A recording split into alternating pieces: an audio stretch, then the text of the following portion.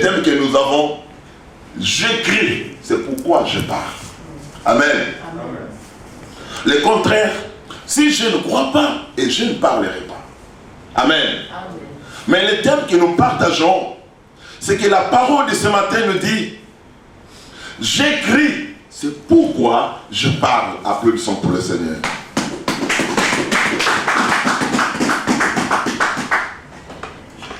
Ici, celui qui parle, c'est Paul. Il parle des choses. Mais il dit, les choses que je suis en train de parler, c'est parce que moi, Paul, j'écris. Et qu'est-ce que Paul parlait? Et qu'est-ce qu'il avait écrit? La Bible nous dit, la foi vient de ce qu'on entend. Et ce qu'on entend vient de la parole de Dieu. Amen. Amen. La foi, on doit croire à ce qui vient de la parole de Dieu. Amen. Amen. Paul dit, je parle des choses. Des choses que je parle, ce sont des choses que j'ai eues par la foi à travers la parole de Dieu. Amen. Amen. J'écris, c'est pourquoi je parle.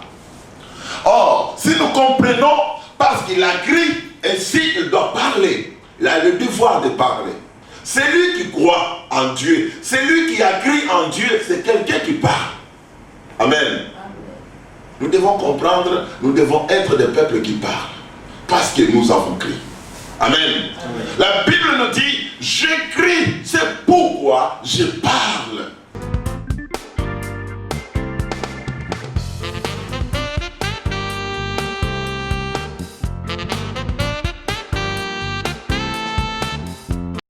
Il pleure, il dit, Seigneur, je suis maltraité, je suis haï, personne ne m'aide, je suis prêt de mourir.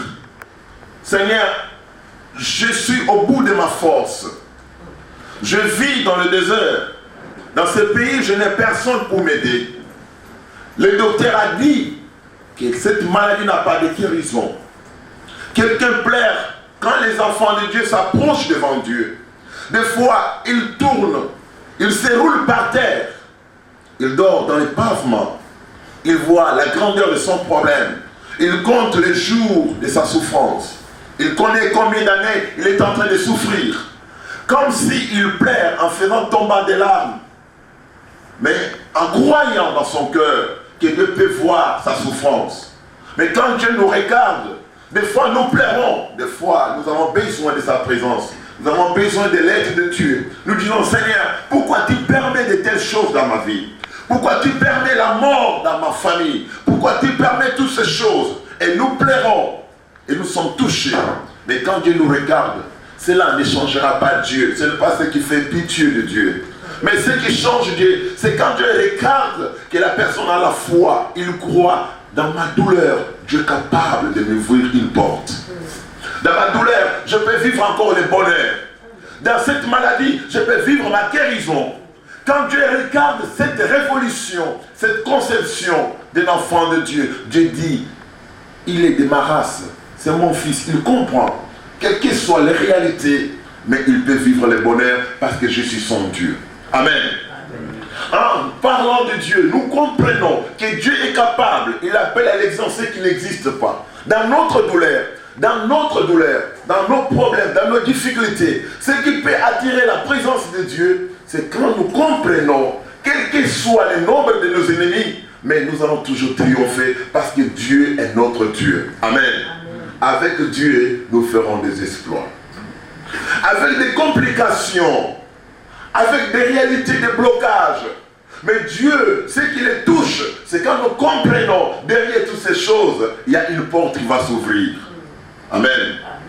Ce que je vous prêche, c'est être un peuple qui ne pleure pas dans les problèmes, qui ne montre pas à Dieu la grandeur du problème, mais le peuple qui comprend, quelle que soit la grandeur du problème, en tant qu'enfant de Dieu, Dieu me donnera une solution.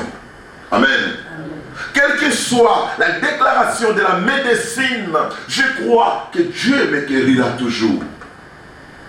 Ce que je dis, les hommes voient la grandeur du problème, mais Dieu voit la foi dans l'homme. Amen. Amen. Et nous ne pouvons pas regarder pourquoi Dieu voit la foi dans l'homme. Pourquoi Dieu cherche la foi. Car la Bible nous dit, sans la foi, personne ne verra Dieu. Amen. Parce que tout ce que nous avons besoin, tout ce que nous cherchons, Dieu l'a mis dans la foi. Dieu a mis la réponse de tes questions et de ta prière à travers la foi. Et quand tu comprendras que ce que j'ai besoin est à travers la foi, c'est ici que Dieu fera quelque chose dans ta vie. Amen. Bien-aimés, même si votre famille est la dernière famille des hommes, de la nation, même si les parents sont déjà vieux et fatigués, même s'il n'y a plus de position, c'est que je te prêche ce matin et de comprendre qu'à travers ta famille, le bonheur peut sortir de cette maison-là. Amen. Un nom, quelqu'un peut faire un nom dans cette famille-là. On peut appeler quelqu'un des noms glorieux de cette famille qui n'a pas de nom. Ce que je te dis, aujourd'hui je te dis, quand tu as connu des jours de douleur, mais tu peux comprendre encore, dans les jours de douleur, Dieu peut faire quelque chose de manière que tu peux être encore, vivre la bénédiction. Applaudissons pour le Seigneur Jésus-Christ.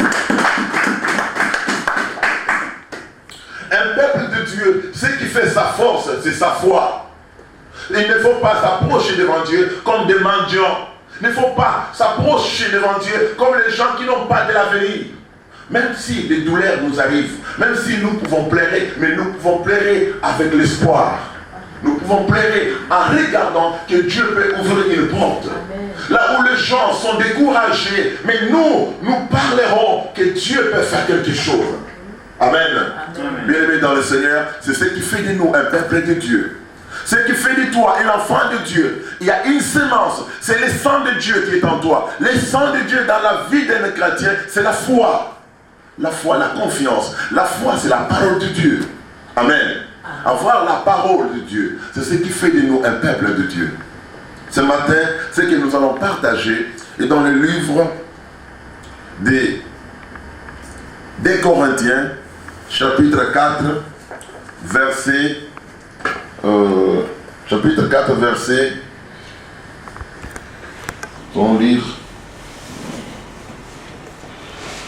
2 Corinthiens chapitre 4, verset 13. Et aussi, virgule 18. Sœur Ariane peut nous faire la lecture. Verset 13, virgule 18. Et comme nous avons le même esprit de foi, qui est exprimé dans cette parole de l'Écriture. J'ai cru, c'est pourquoi j'ai parlé. Nous aussi nous croyons, et c'est pourquoi cela que nous parlons. Amen. La Bible nous dit ceci. Comme cette parole de l'Écriture. Amen. J'écris, c'est pourquoi je parle. Amen. J'écris, c'est pourquoi je parle. C'est pourquoi je parle. Nous aussi, nous croyons. C'est pour cela que nous parlons. Amen. C'est le thème de ce matin. Le thème que nous avons, j'écris, c'est pourquoi je parle. Amen. Le contraire, si je ne crois pas, et je ne parlerai pas. Amen. Mais le thème que nous partageons, c'est que la parole de ce matin nous dit, j'écris, c'est pourquoi je parle. Applaudissons pour le Seigneur.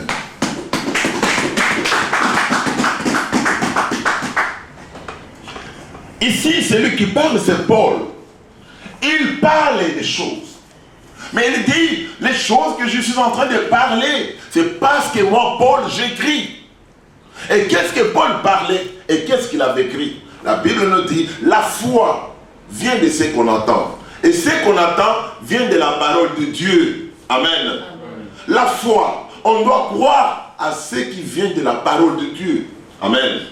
Paul dit, je parle des choses. Des choses que je parle, ce sont des choses que j'ai eues par la foi à travers la parole de Dieu. Amen. Amen. J'écris, c'est pourquoi je parle. Or, si nous comprenons, parce qu'il a écrit, et s'il doit parler, il a le devoir de parler. Celui qui croit en Dieu, celui qui a écrit en Dieu, c'est quelqu'un qui parle. Amen. Nous devons comprendre, nous devons être des peuples qui parlent. Parce que nous avons crié. Amen. Amen. La Bible nous dit, j'écris, c'est pourquoi je parle. Amen. Amen. C'est lui qui croit, c'est lui qui a crié. Nous, c'est pourquoi la Bible nous dit, dans le même verset dit, c'est pourquoi nous aussi, nous croyons. C'est pour cela que nous parlons. Amen. Amen. Bien-aimés dans le Seigneur, nous qui croyons, nous qui sommes dans cette salle, qui croyons au nom de Jésus-Christ, nous devons parler. Amen. Amen. Nous devons parler. Voilà, ce matin, si nous sommes venus sous la pluie, c'est parce que nous avons crié. Et c'est pourquoi nous devons parler. Et de quoi nous allons parler? Nous allons parler de ce que nous avons crié. Et qu'est-ce que nous avons crié? Nous avons crié la parole de Dieu. Et qu'est-ce que la parole nous dit? Amen. Amen. La Bible nous montre que la parole de Dieu, elle nous montre une manière qui n'est pas de notre intelligence. Pierre est parti pêcher les poissons. Il a travaillé toute la nuit. Il a trouvé que là où il travaillait, il n'y avait pas de poissons. Amen. Amen. Il avait ses filets. Il était au bout de sa force, de son travail. À ce moment même, Jésus est arrivé. Il a demandé à Pierre la barque qu'il a prêchée. Après avoir prêché, il a dit, jette ton filet dans l'eau profonde. Amen. Amen. Pierre, il a jeté le filet. Il a eu autant de poissons. Beaucoup de poissons. La Bible nous dit, il ne pouvait pas tirer son filet. Pourquoi? Parce qu'il y avait plusieurs poissons dans le filet. Amen. Amen. Et les choses qu'il a vues, les choses qu'il a entendues, il a crié. Amen. Il a crié que là où il n'y a pas de poisson, là où un homme peut travailler, mais s'il y a la parole de Dieu, il doit toujours avoir des solutions. Il peut encore voir des poissons là où il n'y a pas de poisson. Amen. Amen. Il a crié dans cette intelligence. Il ne pouvait plus encore se tourmenter. Si quelqu'un travaille, il n'a pas trouvé de solution. Si quelqu'un va pêcher, dans les eaux il n'y a pas de poissons, mais Pierre pouvait lui dire, je parle qu'il y a des poissons. Amen. Amen. Il lui dira, il y a des poissons parce qu'il a crié dans la parole de Dieu. Il a trouvé une autre intelligence. Il était différent des autres personnes. Il pouvait dire des choses. Les gens pouvaient lui poser la question, pourquoi tu dis de telles choses? Il dit, parce que j'écris. Amen. Amen. Parce que j'écris dans l'intelligence de Dieu. Parce que j'écris dans la possibilité de Dieu. J'écris dans les moyens de Dieu. Amen. Il devait parler des choses de la parole de Dieu. Il devait parler de la puissance de Dieu. Il pouvait parler des pêches miraculeuses. Bien-aimés dans le Seigneur, ce matin, je vous parle que vous devez comprendre que votre vie dépend de ce que vous avez écrit. Amen. Amen. En croyant dans la parole de Dieu, dans cette réalité, voilà un peuple de Dieu, les peuples de Dieu, les enfants de Dieu, l'église du Seigneur. Nous devons comprendre que nous avons crié. Amen. Amen. Et nous avons crié dans la parole de Dieu. Nous avons crié dans la puissance de Dieu. Nous avons crié dans la guérison de Dieu. Nous avons crié dans la protection de Dieu. Et nous avons crié dans la bénédiction de Dieu. Et nous devons parler de ces choses aux hommes. Ils nous poseront des questions. Pourquoi tu parles comme ça? C'est parce que j'écris. Et ainsi je parle. Amen. Amen. Le thème de ce matin, j'écris. C'est pourquoi je parle. Applaudissons pour le Seigneur Jésus-Christ. Pourquoi il parle? Il parle de la parole de Dieu. Amen. Amen. S'il s'agissait d'une maladie, quand le docteur dira, cette maladie n'a pas de guérison, tu es malade, lui doit parler de ce qu'il a écrit. Il regarde, la Bible nous dit, tu es guéri dans le métrissure de Jésus-Christ. Amen. Amen. Le métrissure de Jésus-Christ. Amen. Or, comme il a écrit dans le métrissure, dans le métrissure de Jésus, qu'il y a la guérison. Quand lui s'avance, il parlera que tu es guéri, non à cause des doses de médicaments, non à cause de l'hôpital où tu vas être traité, mais tu es guéri Parce que la personne croit, il voit la guérison. Cette guérison qui vient de mettre sur de Jésus-Christ. Amen. Amen. Bien-aimés, ce matin, c'est ça votre vie. Votre vie est dans votre foi. Votre langage doit être conforme de ce que vous avez entendu de la parole de Dieu. Amen. Amen. Vous avez cru en Dieu, et c'est-à-dire, vous avez accepté que la parole de Dieu est la vérité. La parole de Dieu est votre vie. Votre vie est la parole de Dieu. Amen. Amen. Votre vie est la parole de Dieu. Quand les gens parleront de leur intelligence, nous croirons que la Bible nous dit, avec Dieu, nous ferons des exploits. Amen. Avec Dieu, nous ferons des exploits. Quand les gens diront que nos ennemis sont nombreux, mais nous qui avons cru, quel que soit notre âge, mais ça ne dépend pas de nous, quel que soit notre moyen, ça ne dépend pas de nous. Quand je parle de la foi, la Bible nous dit, la foi, c'est accepter. Accepter. La foi, c'est une révélation. Une révélation, c'est quelque chose qui a été déjà travaillé. Et on te révèle seulement la chose. Amen. Amen. Ce n'est pas quelque chose que quelqu'un a travaillé, mais c'est quelque chose qu'on découvre déjà travaillé. Amen. Amen. Dans la parole de Dieu, ici nous voyons l'œuvre que Dieu lui-même a déjà fait. La victoire que Dieu a déjà fait. Et la guérison que Dieu a déjà fait. Amen. Amen. Ce que Dieu a déjà fait, c'est ce que nous parlons ici. Nous ne parlons pas parce que l'homme, quand il veut comprendre les choses de Dieu, il veut comprendre avec ses propres efforts, avec ses propres moyens. Il dit, moi je n'ai pas une personne qui peut me donner 1000 $. Je n'ai pas une personne qui peut me donner 100 $. Mais comment je peux comprendre qu'il y aura la solution pour un problème que j'ai de 5000 $? Amen. Amen. Pourquoi? Parce que l'homme veut travailler. Mais la Bible nous dit, ce n'est pas un problème de raisonnement humain, mais c'est un problème de la foi, d'accepter 5000 $ par l'œuvre de Dieu. Amen.